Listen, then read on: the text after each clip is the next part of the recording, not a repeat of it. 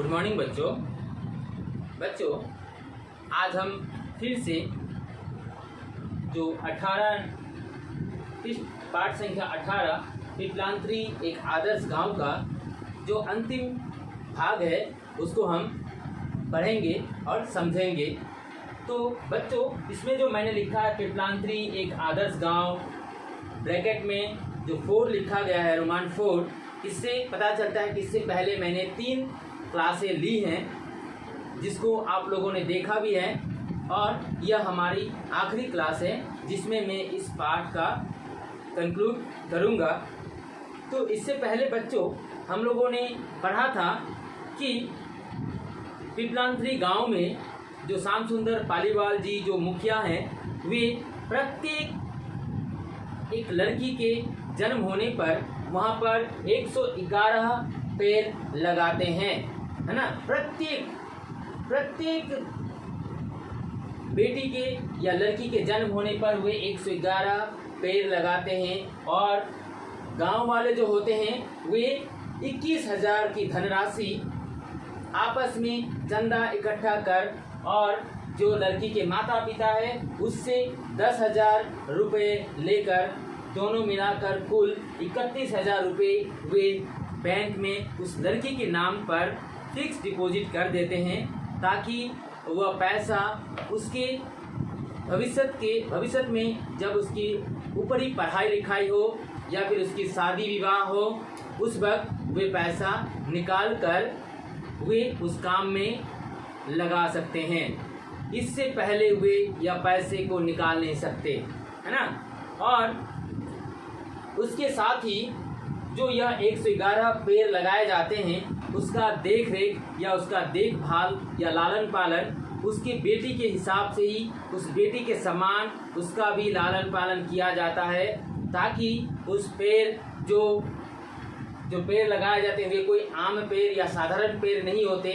वे पेड़ बहुत ही मूल्यवान प्रजाति के पेड़ होते हैं, जिनको लगाने पर जब वे लड़की धीरे धीरे बढ़ती जाती है, 18-19 साल की होती है, तब उस पेड़ का भी 18 से 19-20 साल की उम्र हो जाने पर वे बड़े हो जाते हैं, जिसकी कीमत कम से कम 1 करोड़ से ज़्यादा 1,11,00,000 रुपए पहुंच जाते हैं।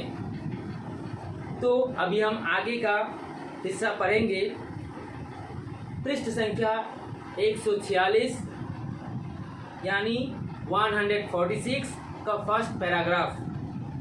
यह तो हुई उन वृक्षों की मूल्य की बात, यानी कि यह तो मैंने बताया कि वृक्षों की मूल्य के बाद कि वे 111 वृक्ष जो मूल्यवान प्रजाति के वृक्ष लगाए जाते हैं, उसकी कीमत कुल मिलाकर 1,11,00,000 में रूपांतरित हो जाते हैं। उन वृक्षों से प्राप्त प्राणवायु तो उससे भी मूल्यवान है, यानी कि जब किसी बेटी के जन्म होने पर जो 111 पेड़ लगाए जाते हैं, उससे हमें क्या मिलता है, यानी लड़की को तो उससे पैसा मिलता है 1 करोड़ कम से कम 11 लाख रुपए, लेकिन उससे हमें क्या फायदा होता है, क्योंकि हम बच्चों देखते हैं कि जहाँ पर जितना वृक्ष या प्राकृतिक सौंदर्य होता है, वहाँ पर उतनी जो ऑक्सीजन प्राणवायु अर्थात ऑक्सीजन हमें शुद्ध रूप में, शुद्ध परिमाण में, और जितना हमें चाहिए उतना हमें मिलता है ना। तो हमें वृक्षों से, हमें पेड़ पौधों से क्या मिलते हैं, ऑक्सीजन ना, तभी तो हम जीवित रहते हैं। अगर हमारा और जो प्राकृतिक जो पेड़ पौधे होते हैं उसमें और हमारा रिलेशन कैसा होता है कि हम कार्बन डाइऑक्साइड छोड़ते हैं और जो पेड़ पौधे होते हैं वे ऑक्सीजन छोड़ते हैं, तो उनका जो छोड़ा हुआ ऑक्सीजन हम ग्रहण करके जीवित रहते हैं, और हमसे छोड़ा गया कार्बन डाइऑक्साइड वे लेकर जीवित रहते हैं। तो अर्थात इससे हम समझ पाते हैं कि इस संसार में जो पेड़ पौधे होते हैं और इंसान जो होते हैं उसमें काफ़ी गहरा संबंध दिखाया जाता है, कि अगर हम नहीं तो वे पेड़ पौधे नहीं, पेड़ पौधे नहीं तो हम नहीं, अर्थात हमें भी जिंदा रहना है और पेड़ पौधों को भी जिंदा रखना है। ज़्यादा से ज़्यादा परिमाण में हम पेड़ पौधे भी लगाएं और अपने आप को बचाएं। यही कारण है कि प्रत्येक लगाए गए पौधे को वयस्क वृक्ष के परिमाण में परिणत कराने का दायित्व गांववासी बड़ी निष्ठा से निभाते आ रहे हैं। यानी कि यही एक प्रमुख कारण है। यानी पैसे तो अलग बात है कि 1 करोड़ 11 लाख रुपए पैसे मिलेंगे, लेकिन उससे भी बड़ा एक प्रमुख कारण है जो कि हमें ऑक्सीजन सही मात्रा में मिलना, तभी हम स्वस्थ रह पाएंगे। अन्यथा बहुत सारे ऐसे बीमारी हैं जो हमें ग्रसित कर सकते हैं। रक्षाबंधन के दिन गांव की महिलाएं एवं लड़कियां वृक्षों को रक्षा सूत्र राखी बांधकर उनकी सुरक्षा की कामना करती हैं। यानी कि रक्षाबंधन के दिन जो हमारे 3 अगस्त यानी 2020 के 3 अगस्त को वे रक्षाबंधन जो आने वाली है, उसमें क्या होता है कि पिपलांत्री गांव के जितने सारे बहनें होते हैं वे क्या करती हैं, उस रक्षाबंधन की त्यौहार में वे लड़कियां महिलाएं वृक्षों को रक्षा सूत्र में बांधते हैं। रक्षा सूत्र यानी रक्षा बंधन है ना। रक्षा यानी क्या, किसी का सेव करना ना, यानी किसी को बचाना। रक्षा वे सूत्र यानी धागा, यानी तब यह प्रतिज्ञा किया जाता है या विश्वास दिलाया जाता है या यह आश्वासन दिया जाता है कि आज से मैं आपका देखभाल करूंगा। यानी जैसे कि भाई बहन दोनों रक्षाबंधन के दिन बहनें जो होती हैं वे अपने भाइयों के कलाई यानी हाथ में वे राखी का सूत्र बांधा करते हैं और भाई से यह आशीर्वाद लेते हैं कि आप सदा मेरा रक्षा करते रहेंगे। उसी प्रकार वे महिलाएं भी व लड़कियां भी उस वृक्षों को कहते हैं कि आप हमारा रक्षा कीजिए और हम आपके रक्षा करते रहेंगे। इससे वृक्ष एवं मनुष्य का संबंध प्रगाढ़ होता है। यानी कि इससे यानी वो रक्षाबंधन का जो सूत्र बांधा जाता है उससे क्या होता है कि हमारी जो पेड़ पौधे होते हैं, वृक्ष और जो मनुष्य होते हैं उसका संबंध प्रगाढ़ यानी बहुत ही मजबूत हो जाता है। सन 2005 में जब से पिपलांत्री गांव के लोगों के द्वारा लड़की के जन्म लेने पर 111 मूल्यवान प्रजाति के वृक्ष लगाने का काम शुरू हुआ, उसी दिन से गांव की खुशहाली शुरू हो गई। यानी कि जब से 2005 में जब वहां के मुखिया के रूप में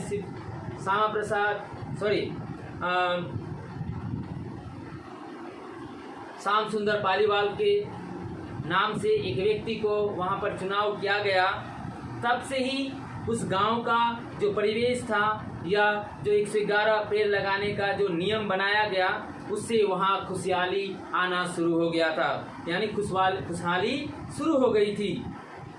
धीरे धीरे गांव हरा भरा होने लगा। कहने कि धीरे धीरे 2005 के बाद धीरे धीरे वह गांव बहुत ही खुशहाली और हरा भरा होने लगा था।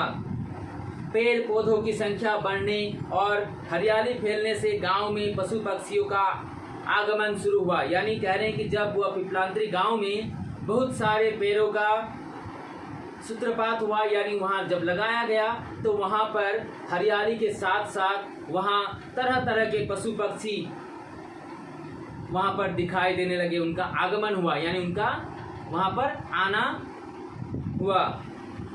दूषित वायु की जगह शुद्ध एवं स्वच्छ हवाएं चलने लगा।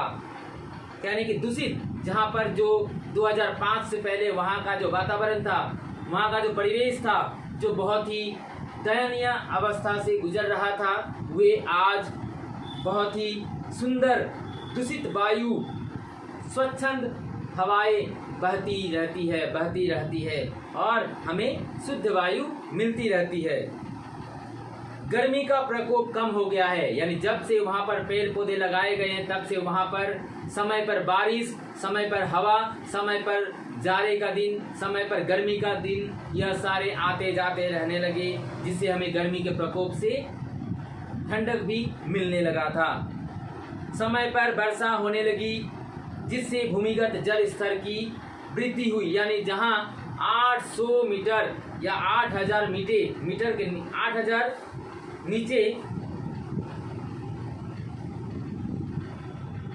नीचे जो पानी का स्तर, पानी का जो लेयर होता है वह पहुंच गया था, वे आज आसानी से बहुत जल्दी से वह पानी मिल जाते हैं। तालाब एवं जलाशय पानी से भर गए, यानी वहाँ के जो तालाब जो सूखे पड़ गए थे, जो नदियाँ सूखी पड़ गई थी, वे तालाबों पर, वे नदियों पर अब पानी हमेशा भरी रहती है।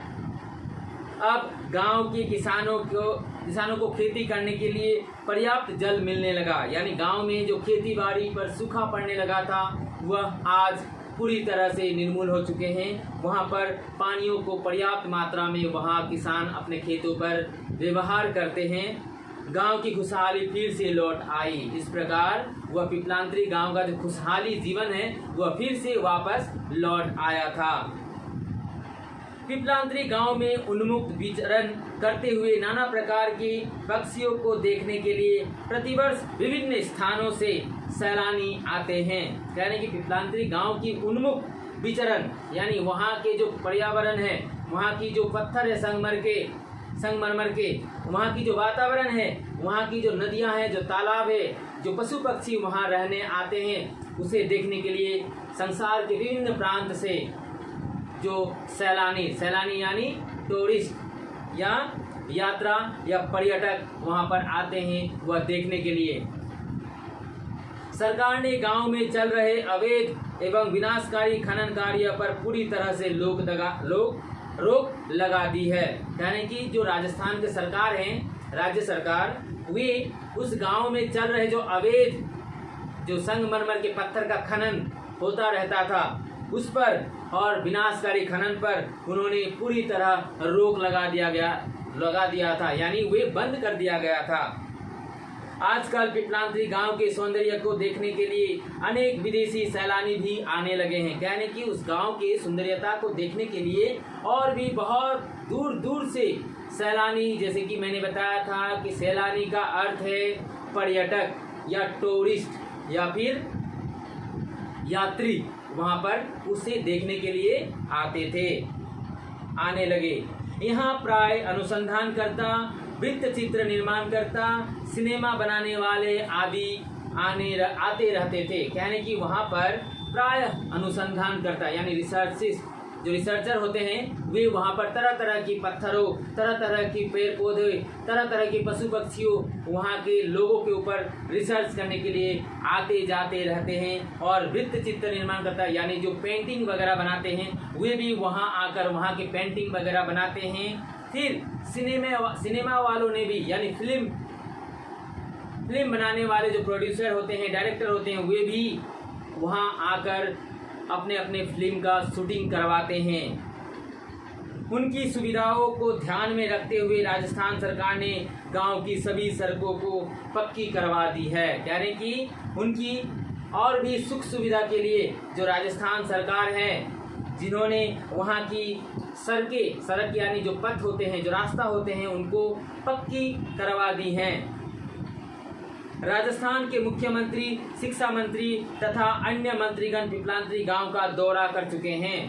कह रहे हैं कि उस राजस्थान राज्य जो है वहाँ पर वहाँ के मुख्यमंत्री, वहाँ के जो शिक्षा मंत्री यानी जो चीफ मिनिस्टर या फिर जो एजुकेशन मिनिस्टर हैं, और भी बहुत सारे जो मंत्रीगण हैं, वे उस पिपलांतरी गांव का दौरा भी कर चुके हैं। यानी वे सिर्फ सुनाई नहीं दिया, बल्कि उन्होंने खुद उस गांव में जाकर उसका निरीक्षण यानी दौरा यानी वहाँ का निरीक्षण किया कि वाकई ही वे गांव बहुत ही सुंदर और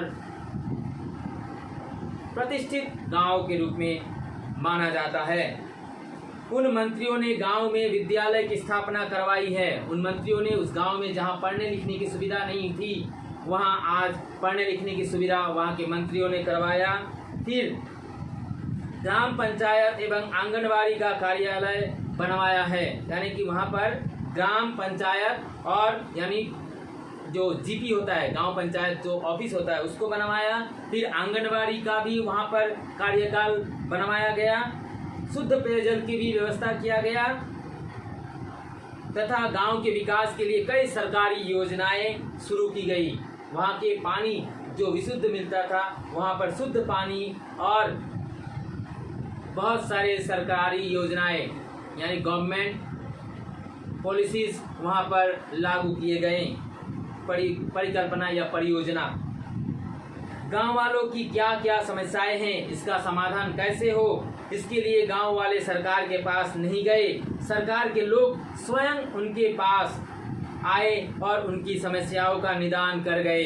यानी कि जो पिपलांतरी गांव का जो समस्या बहुत पहले हमने देखा, उस समस्या को समाधान किसी सरकारी दफ्तर या सरकारी ऑफिसर से नहीं मिला था, बल्कि उन्होंने खुद अपने पैरों पर अपने हाथों से उस गांव को संवारा, सजाया, जिसका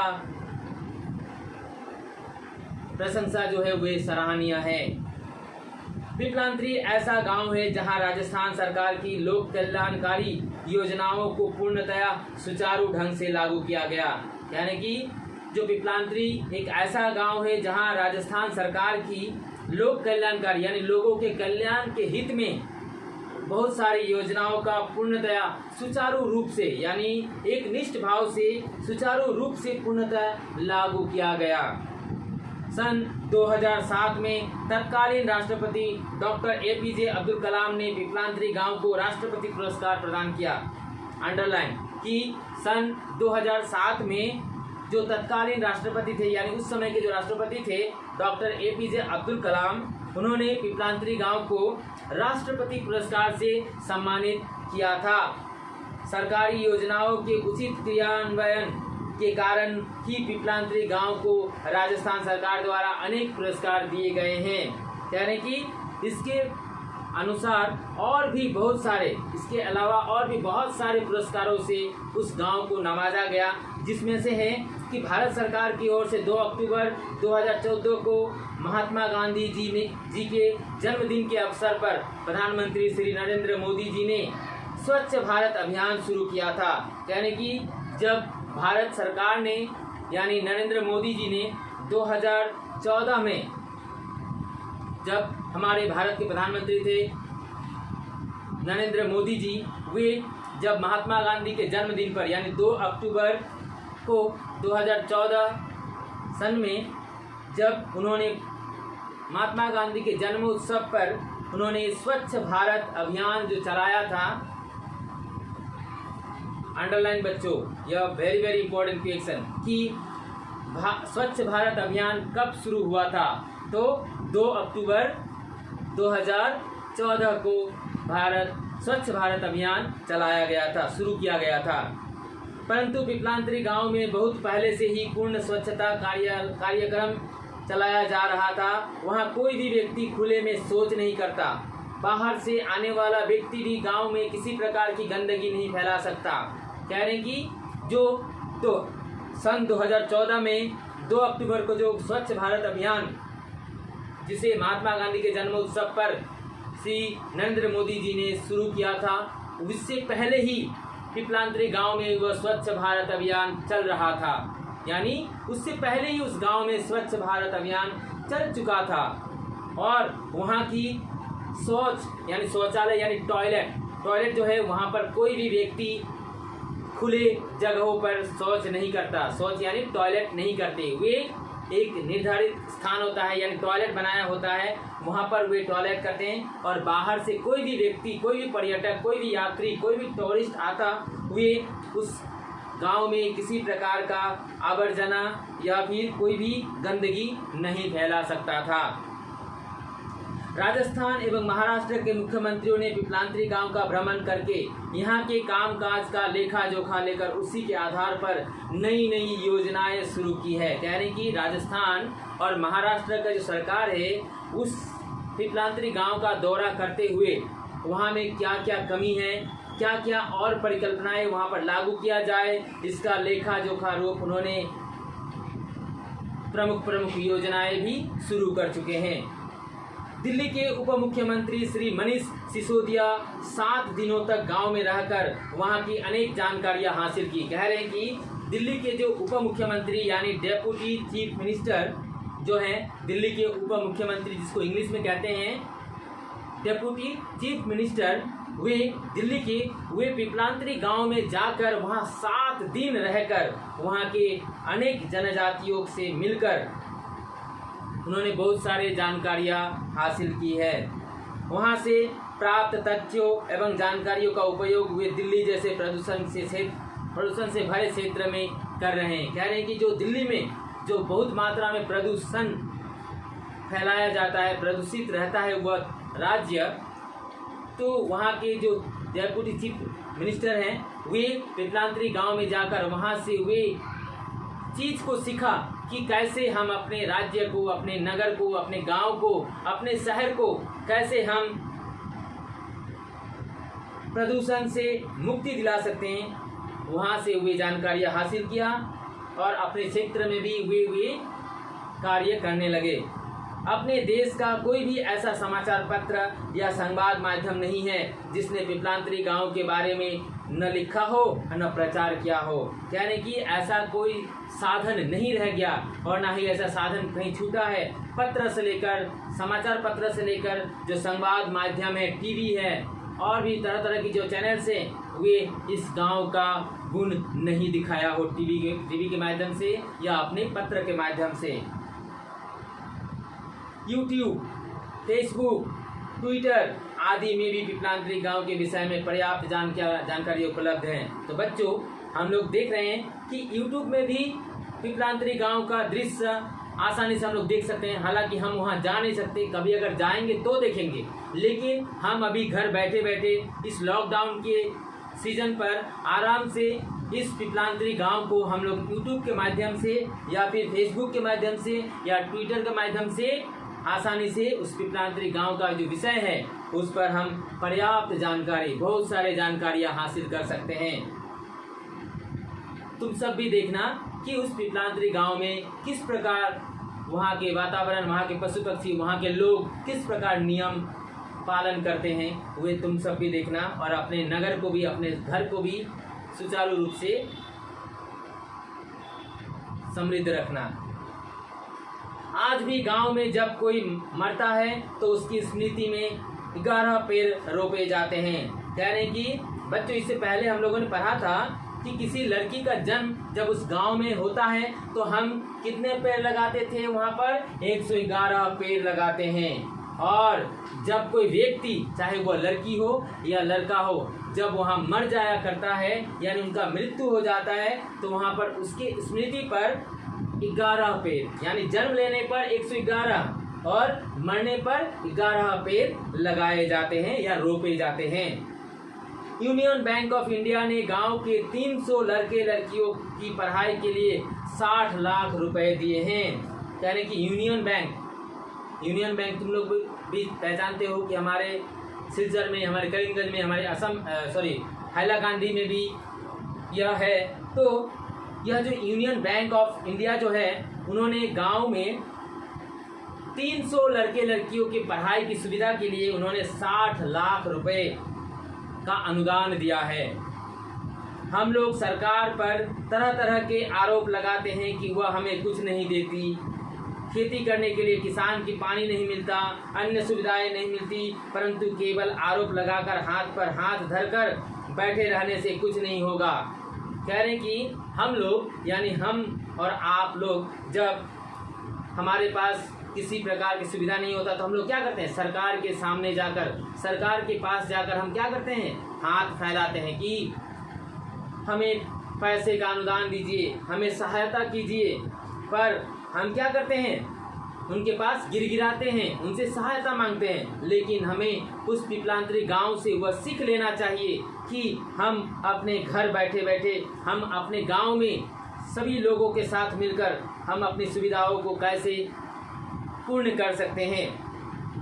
हम सिर्फ आरोप लगाते हैं कि हमारे गांव में पानी नहीं है पीने के लिए, अनाज नहीं है, खेत नहीं है और भी बहुत सारे कुछ हम लोग उसमें दोष लगाते हैं सरकार को। हमने अनेक लोगों को देखा है जो 12 महीने में 13 प्रकार की फसलें उगाते हैं। यानी कि हम ऐसे भी किसान को देखे हैं जिन्होंने 12 महीने यानी 12 महीने में हुए 13 प्रकार के फसल भी अपने खेती के द्वारा उगाते हैं, फसल करते हैं। उनकी आमदनी और तरक्की दुगनी होती है। यानी कि उनका जो आमदनी है, उनका जो तरक्की है वह दुगना हो जाता है। यानी जो मेहनत, इससे हमें क्या पता चलता है कि जो मेहनत करेगा वे एक दिन सुख भोगेगा। इसलिए हमें मेहनत करना चाहिए, तभी हमें सुख की प्राप्ति हो सकेगी। अपने खेत में पैदा हुए अनाजों में से अपनी जरूरत के अनाज घर में रखकर वे शेष उत्पादित सामग्री बेचकर धन प्राप्त करते हैं। यानी कि वे परिश्रमी व्यक्ति जो 12 महीने में 13 प्रकार के अनाज उगाते हैं, वे अपने ज़रूरत के हिसाब से अनाज को घर पे रख के बाकी जो एक्स्ट्रा अनाज होते हैं उनको बाज़ार में ले जाकर बेचते हैं और उससे अपनी दूसरी सुविधाएं पाते हैं। अधिकांशतः लोग सहायता हेतु सरकार के आगे हाथ फैलाते हैं। कह रहे हैं कि अधिक मात्रा में देखा जाता है कि लोग क्या करते हैं कि सरकार के पास सिर्फ हाथ फैलाते रहते हैं, खुद कुछ नहीं करना चाहते। तो हमें इस पिपलांतरी गांव से यह सीख लेना चाहिए कि हमें स्वयं का कार्य यानी अपना खुद का कार्य स्वयं करना चाहिए, दूसरों पर आश्रित नहीं होनी चाहिए। वे खेती बाड़ी अथवा कोई काम धंधा किए बगैर विलासितापूर्ण जीवन बिताना चाहते हैं। कहने कि कुछ ऐसे भी लोग हैं जो बिना कुछ काम किए, बिना कुछ परिश्रम किए बस अपना सभी प्रकार के सुख की प्राप्ति की कामना करते हैं, लेकिन ऐसा संभव नहीं है। बच्चों, इसमें मैं एक बात बताना चाहूँगा कि अगर हम मानो खाना पका लिया और पकाने के बाद अगर हम उसे अपने हाथों से अपने मुंह के अंदर नहीं डालेंगे तो वे ऐसे ही हमारे अंदर नहीं जाएंगे, बल्कि हमें उठाना पड़ेगा अपने हाथों से, उसे मुख तक पहुंचाना पड़ेगा, तभी हमारे मुख के अंदर जाकर वे पेट को तृप्ति मिलेगा। वरना बैठे बैठे अगर हम सोचेंगे कि हाँ खाना आ जाओ मेरे मुख में घुस जाओ, ऐसा नहीं होता।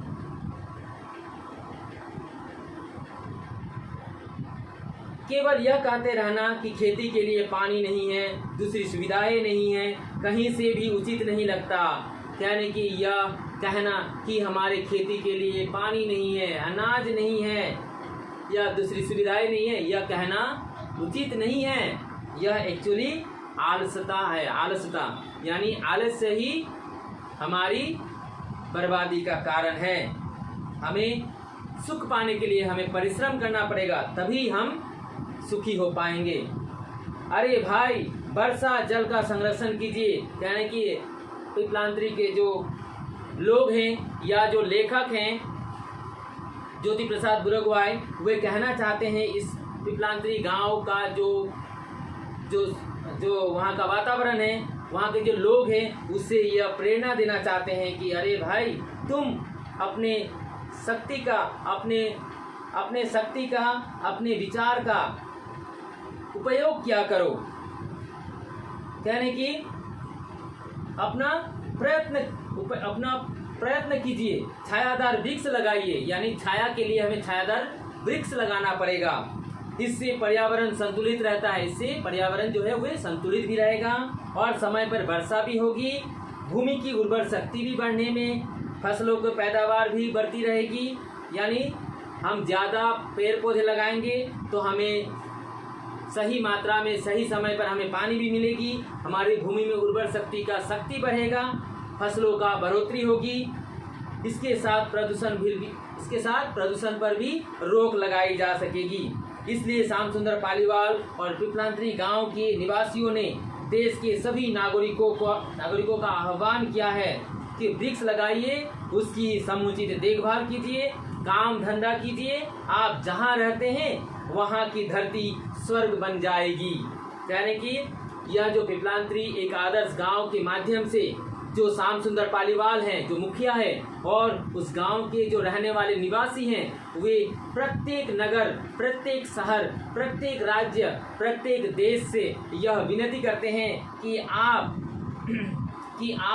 काम धंधा कीजिए, आप वृक्ष लगाइए, उसका समुचित देखभाल कीजिए पानी का संरक्षण कीजिए और एक दिन आप देखेंगे कि आपकी वहाँ की धरती भी स्वर्ग से कम नहीं होगा।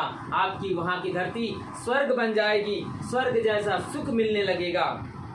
आजकल राजस्थान के अन्य भागों में भी पिपलांतरी गांव के आदर्शों का अपनाया गया है। कह रहे कि आजकल राजस्थान के अन्य भागों में भी, यानी राजस्थान में सिर्फ पिपलांतरी एक ही गांव नहीं है, बल्कि और भी बहुत सारे वहाँ के गांव हैं जो पिपलांतरी गांव से वे सीख लेते हैं और उनके आदर्शों को अपनाया करते हैं। हमारे असम में भी यदि पिपलांतरी गांव का कार्य पद्धतियां अपनाई जाए तो पर्यावरण की रक्षा के साथ साथ राज्य का प्रत्येक गांव निश्चित रूप से समृद्धशाली होगा। यानी कि ज्योति प्रसाद बुरहागोहाई जो लेखक हैं वह अपने इस लेख के माध्यम से वे यह असम सरकार को, असम के निवासी को या असम के जो लोग हैं उनको यह सिखाने की कोशिश कर रहे हैं कि हम भी अपने असम में इस पद्धतियों को, इस रूल्स को, इस रेगुलेशन को हम अपने राज्य पर भी, अपने गांव पर भी काम करें तो हमारा राज्य भी एक दिन पिपलांतरी गांव के जैसा सुंदर और सुचारू रूप से समृद्धशाली हो सकता है। तो बच्चों, इस पाठ में जो लेखक हैं ज्योति प्रसाद बुरहागोहाई, वे यह पिपलांतरी गांव से हमें यह बताना चाहते हैं कि हम भी अपने नगर को, अपने राष्ट्र को एक सुंदर समृद्धशील राष्ट्र बना सकते हैं, शुद्ध वातावरण वाले राष्ट्र बना सकते हैं, जिसमें ना किसी प्रकार के रोग से हम ग्रसित रहेंगे और ना ही हमें समय पर पानी नहीं मिलेगा और ना ही अनाज नहीं मिलेगा। सिर्फ हम अपने कार्य को करते रहें परिश्रम के साथ, किसी अन्य के पास अपना हाथ न फैलाकर खुद को स्वाभिमानी के रूप में स्वावलंबी होना ही इस पाठ का मूल संदेश है। धन्यवाद बच्चों, इस वीडियो को अच्छे से देखना और सीखना।